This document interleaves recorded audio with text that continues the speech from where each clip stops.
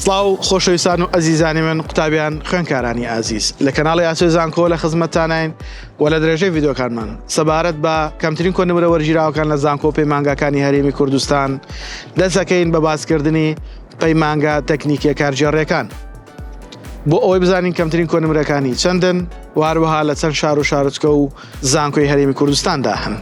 خۆشەویستان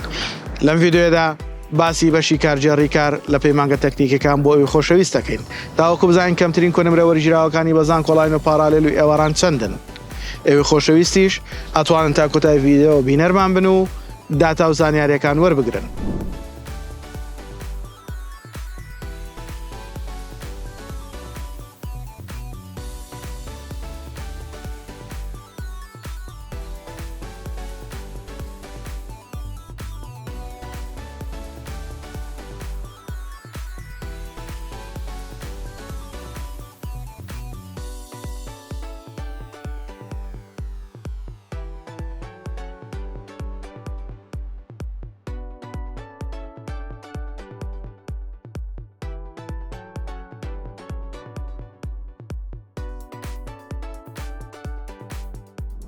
ئەوەی کە باسمان کرد بریتی بوو لە کەمترین کۆنمرە وەرگیراوەکان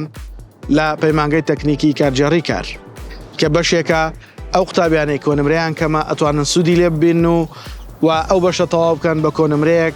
ئەگەر بتوانن یەکەم دووەم سێم بن و کۆنمرەیان لە 80 بەسەرەوە بێت ئەوە ڕاستەخۆ ئەگەڕێنەوە کۆلێژی بەرامبەر و بۆ ئەوەی 4 ساڵی تر درێژە بە خوێندن بدەن بە خۆڕایی. ئەگەر ئەو حاڵەتەمان نەبینی و نەمانتوانی سێ یەکەمەکان بین ئەوە سیستمی پۆلیتەکنیک هەیە بۆ بەشە کارجێڕەکان پێویستمان بەوەیە کەمترین کۆنمرەکان لە 60 کەمتر نەبێت و بتوانین لە سیستمی پۆلیتەکنیکە تەقدیم بکەینەوە جارێ دیکە بە سیستمی پارالێل بۆ ئەوەی جارێتکە درێژە بە خوێندن بدەین 4 ساڵی کۆلێژمان بخوێنین بە هیوای ئەوەی توانی بێتمان داتا و زانیاری ورد لەبارەی بەشەکان بۆ ئەوی خۆشەویست باز بکەین.